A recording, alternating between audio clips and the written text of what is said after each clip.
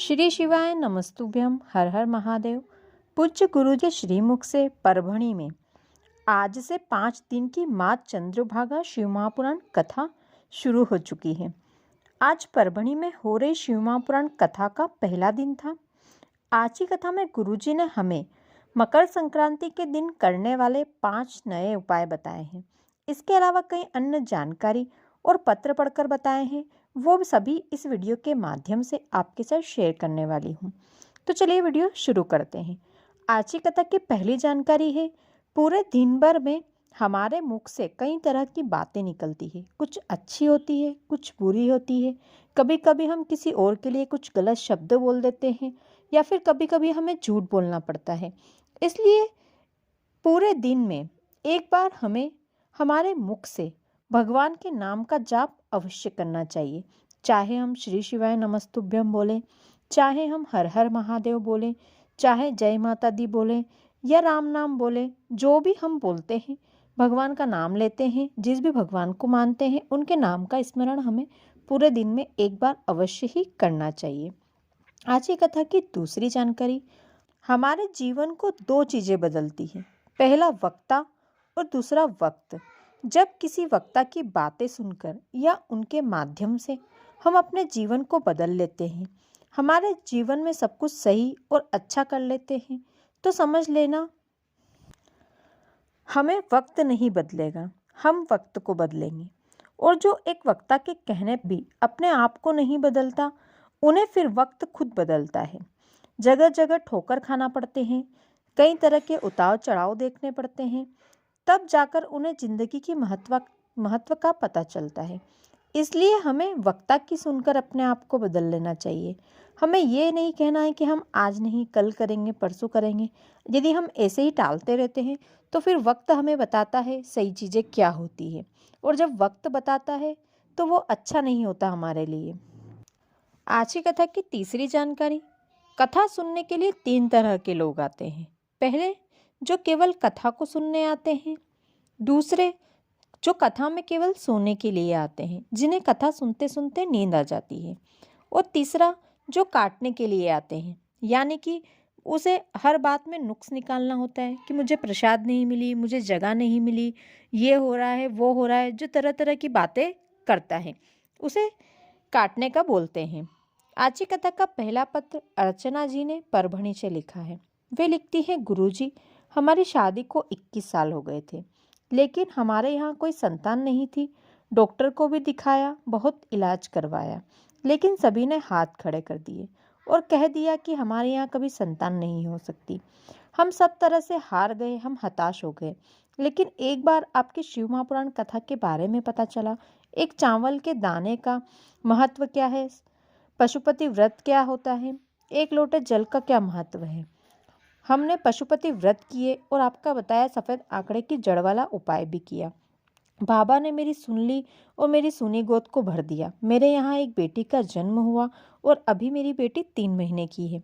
आज की कथा का दूसरा पत्र चिरोंजी लाल जी ने महाराष्ट्र से लिखा है। वे लिखते हैं, गुरुजी, मेरे हाथ की कोहनी के अंदर एक गठान हो गई थी। डॉक्टर ने मुझे ऑपरेशन करने की कहा और कहते हैं इसे आगे जांच के लिए भेजना पड़ेगा। लेकिन मैंने बाबा पर भरोसा किया और एक लोटा जल चढ़ाया, एक बेलपत्र चढ़ाई, जल झेल कर पिया और एक चढ़ी हुई बेलपत्र औषधि मांगकर खाई। कुछ समय तक मैंने ऐसा ही किया और उसके बाद जांच करवाई तो जांच में आया कि मेरी गठान गल चुकी है, मुझे ऑपरेशन की कोई ज़रूरत नहीं। आज की कथा का तीसरा पत्र सीमा जी ने परभणी से लिखा है। वे लिखती हैं, गुरुजी, बाबा की कृपा का क्या बखान करूं। आपने कहा था एक लोटा जल सभी समस्या का हल होता है। मैंने एक लोटा जल भोलेनाथ पर चढ़ाना शुरू किया, पशुपति व्रत भी किए। मेरी बेटी सीए की दोनों ग्रुप की एग्ज़ाम दी थी। हमने सावन शिवरात्रि का अभिषेक पूजा भी की थी और मेरी बेटी ने सीए की दोनों ग्रुप की एग्ज़ाम एक साथ पास कर ली। हम यहाँ कथा में बाबा को धोख लगाने के लिए आए हैं। आज की कथा में गुरुजी ने हमें रामायण से जुड़ी एक अनोखी बात बताई है, जो हमने कभी नहीं सुनी। हम में से शायद ही किसी को ये बात पता होगी। जब राम जी ने रामेश्वर जी में शिव जी की स्थापना की थी, तब उसकी पूजा स्वयं रावण ने पंडित बनकर कराई थी, और रावण अपने साथ माता सीता को राम जी के साथ पूजा में बिठाने के लिए भी लेकर आए थे। और उसकी पूजा राम जी ने सीता जी ने साथ में जोड़े में की थी। और पूजा संपन्न होने के बाद जब राम जी ने और सीता जी ने रावण के पैर छुए थे, तब रावण ने उन्हें विजय भाव का आशीर्वाद दिया था। आज की कथा की अगली जानकारी, अपनी जिंदगी में दो व्यक्तियों के लिए कभी कुछ मत करना। पहला अपना पुत्र और दूसरा अपनी पत्नी। यदि आपका पुत्र और आपकी पत्नी आपको गलत शब्द बोलते हैं, आपकी बात नहीं सुनते हैं, बात नहीं मानते हैं, आपको ताने देते हैं, आपके विपरीत चलते हैं, तो ऐसे पुत्र और पत्नी के लिए कभी कुछ नहीं करना चाहिए। यदि बेटा माता पिता की सम्मान करता हो, पत्नी आपका सम्मान करती हो, तो समझ लेना आपके घर में सारे तीर्थ बसे हैं। आज की कथा की अगली जानकारी, महाराष्ट्र की भूमि पर बहने वाली माँ चंद्रभागा नदी के केवल दर्शन और स्नान से इंसान के सभी पाप धुल जाते हैं। चंद्रभागा नदी ने हजारों वर्ष तक तपस्या की थी और माँ चंद्रभागा नदी के तट पर नारद जी ने भी हजारों वर्ष का तप किया था। जब भी हरि विठल के दर्शन करने आए, तब पहले माँ चंद्रभागा नदी में स्नान कर लेना चाहिए। इससे यदि आप कितने ही थके हुए क्यों ना हो, आपकी सारी थकान मिट जाती है। बौद्ध धर्म में माँ चंद्रभागा नदी के जल को अमृत के समान बताया है और स्वर्ग से आया हुआ जल भी बताया है। यदि आप कभी माँ चंद्रभागा नदी का जल लेकर अपने घर आ रहे हैं, तो ये कहकर आए कि माँ, जहाँ आप होती है वहाँ भगवान शिव और भगवान विष्णु विराजते हैं, तो मैं आपको अपने घर ले जा रही हूँ। तो हमारे घर आपके पीछे पीछे भगवान शिव और भगवान विष्णु भी आना चाहिए। आज की कथा का चौथा पत्र कुशाताई जी ने परभणी से लिखा है। वे लिखती हैं, गुरुजी, मुझे 6 बेटियां हैं। मेरी सबसे छोटी बेटी के पेट में अधिकतर दर्द रहता था। बहुत डॉक्टर को दिखाया, उसके बाद कई एक जगह से मैं पता चला कि उसके पेट में गठान हो गई है, इसका ऑपरेशन करना पड़ेगा। मेरी बेटी केवल 16 साल की थी और मैं 16 साल की बेटी का ऑपरेशन कैसे करवाती। तब मुझे किसी ने आपकी कथा के बारे में बताया। तब हमने आपकी कथा सुनना शुरू किया और एक लोटा जल महादेव को चढ़ाना चालू किया। एक लोटा जल चढ़ाते, एक बेलपत्र चढ़ाते, जल झेलकर मेरी बेटी को पिलाती और एक चढ़ी हुई बेलपत्र उसे औषधि मांगकर खिलाती। कुछ समय ऐसे ही हम करते रहे और फिर जांच करवाई, तो जांच में आया कि गठान गल चुकी है, इसका ऑपरेशन करने की हमें कोई आवश्यकता नहीं है। आज की कथा में गुरुजी ने मकर संक्रांति के दिन करने वाले 5 नए उपाय बताए हैं। पहला, यदि आपकी दुकान व्यापार अच्छा नहीं चल रहा है, आपको लग रहा है कि किसी ने आपकी दुकान या व्यापार को बंधन बांध दिया है, यानी टोना टोटका कर दिया है, या आपके घर में कोई बार बार बीमार पड़ता है, उसे कोई दवाई असर नहीं करती, तो जब मकर संक्रांति पर सूर्य मकर राशि में प्रवेश करे, यानी सूर्य का उत्तरायण हो, तब थोड़ी सी काली तिल्ली, एक बबूल का कांटा और किसी भी वृक्ष की 5 पत्तियां ले लीजिए। अब अपने व्यापार या दुकान पर या फिर जो बीमार है उसका या तो स्पर्श करा लें या फिर 21 बार अवधूतेश्वर महादेव का नाम लेकर उस पर से वार लीजिए, यानी उबाल लेना है, घुमा लेना है। अब इन तीनों चीज़ों को आपके आसपास किसी चौराहे पर फेंक दें। यदि चौराहे पर नहीं फेंक सकते हैं तो किसी बहते पानी में, जैसे नदी या तालाब में, डाल दीजिए। ये भी नहीं कर सकते तो पीपल के पेड़ के नीचे छोड़ आइए।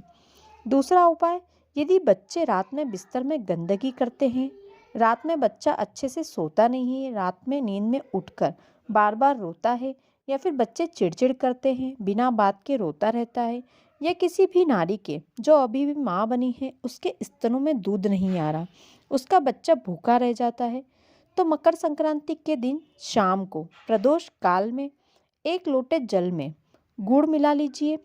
अब उस जल से शिवलिंग का लेपन करें। अब जो आपने लेपन किया है, तो आपके हाथ में उस गुड़ का पानी लगा होगा, उस हाथ को आपको धोना नहीं है और मंदिर के बाहर चौखट पर बिठाकर अपने बच्चे को, ये जो नारी जिसके स्तनों में दूध नहीं आ रहा है, उसे अपने उस लेपन वाले हाथ को चटा दीजिए। बच्चा कभी गंदगी नहीं करेगा, चिड़चिड़ नहीं करेगा। यदि वो नींद में रोता है तो उसका रोना भी बंद हो जाएगा। जिस नारी के स्तन में दूध नहीं आता है, उस नारी के स्तन में भी दूध आना प्रारंभ हो जाएगा। आपको ये उपाय अवश्य करके देखना चाहिए, इसका रिजल्ट आपको बहुत ही अच्छा मिलेगा। तीसरा उपाय, यदि आपका घर परिवार टूट रहा है, घर में झगड़े होते रहते हैं, रिश्ते टूटने की नौबत आ गई है, किसी के आपस में प्रेम बचा ही नहीं है, घर का कोई भी सदस्य यदि आपस में झगड़ता हो, चाहे भाई भाई हो, भाई बहन हो, सास बहू हो, ननंद भाभी हो, पति पत्नी हो, माँ बच्चे हो, बाप या बच्चे हो, देवरानी या जेठानी हो, या फिर किसी भी कोई भी रिश्ता है, या फिर आप किसी को अपना बनाना चाहते हैं, तो जब सूर्य उत्तरायण कर ले तब एक तांबे के लोटे में जल ले। अब उस जल में थोड़ी सी काली तिल्ली और थोड़ी सी पीसी हुई हल्दी मिला लीजिए। अब ये जल जिनसे झगड़े हो रहे हैं या फिर जिन्हें आप अपना बनाना चाहते हैं, उनका नाम लेकर शिवलिंग पर चढ़ा दीजिए। चौथा उपाय, यदि किसी को शुगर की बीमारी है, इंसुलिन लेने पड़ते हैं, तो मकर संक्रांति के दिन काली तिल्ली शिवलिंग पर हाटकेश्वर महादेव का नाम लेकर समर्पित कर दीजिए। जब आप ये उपाय करें तब किसी और को जल न चढ़ाने न दें। या तो आप ऐसे समय पे उपाय कर सकते हैं जब कोई मंदिर ना आए, यानी कि दिन में कोई वैसे आता नहीं है तो आप दिन में ये उपाय कर सकते हैं। अब उस शिवलिंग पर उस काली तिल्ली को चढ़ा रहने दें और 108 मनके की रुद्राक्ष की माला का जाप कर लीजिए। जो भी मंत्र आपको आता है उस मंत्र का आप जाप कर लीजिए। जाप करने के बाद वो काली तिल्ली वापस शिवलिंग पर से उठाकर आप या तो कटोरी में या फिर कागज में पुड़िया बनाकर घर ले आइए। अब 3 दिन तक सुबह सुबह रोज खाली पेट उस तिल्ली को आपको खाना है। 3 दिन में आपको उस तिल्ली को ख़त्म करना है। आपकी शुगर लेवल में आ जाएगी। यदि आपको इंसुलिन लग रहे हैं तो वो लगना भी बंद हो जाएंगे। 5वां उपाय, मकर संक्रांति के दिन गुड़ और तिल के लड्डू अक्सर सभी के यहाँ बनाए जाते हैं। एक लड्डू के बीच में आप 1 रुपये का या 2 रुपये का सिक्का रख दीजिए और उसका लड्डू बना लीजिए। अब इस लड्डू को अपने आसपास किसी भी मंदिर में, चाहे शिव मंदिर हो, राम मंदिर हो, कृष्ण मंदिर हो या माता का मंदिर हो, जो भी मंदिर आपके आसपास है उस मंदिर में उस लड्डू को छुपके से रखाइए। इसे गुप्त लक्ष्मी का दान करना कहते हैं। यह दान मकर संक्रांति के दिन ही किया जाता है। इस उपाय को करने के बाद कभी भी आपके घर में कोई बड़ी बीमारी प्रवेश नहीं करेगी। ध्यान रखें, ये उपाय केवल मकर संक्रांति के दिन ही किया जाता है। आप मकर संक्रांति के दिन किसी भी समय ये उपाय कर सकते हैं। तो दोस्तों, ये थी आज की कथा की विशेष जानकारियाँ और जो उपाय हैं वो और पत्र, ये सभी आज की कथा में गुरुजी ने हम सभी के बताए हैं। आशा करती हूँ आज का वीडियो आपको अच्छा लगा होगा। यदि वीडियो अच्छा लगा हो तो वीडियो को एक लाइक कर दें, साथ ही इस वीडियो को ज़्यादा से ज़्यादा शेयर करें ताकि जो भी आज की कथा किसी कारणवश नहीं सुन पाए हैं तो इस वीडियो के माध्यम से आज की संपूर्ण कथा का रसपान वो कर सके और अपने समय को बचा सके। साथ ही कमेंट में हर हर महादेव, श्री शिवाय नमस्तुभ्यम लिखना बिल्कुल भी ना भूलें। धन्यवाद।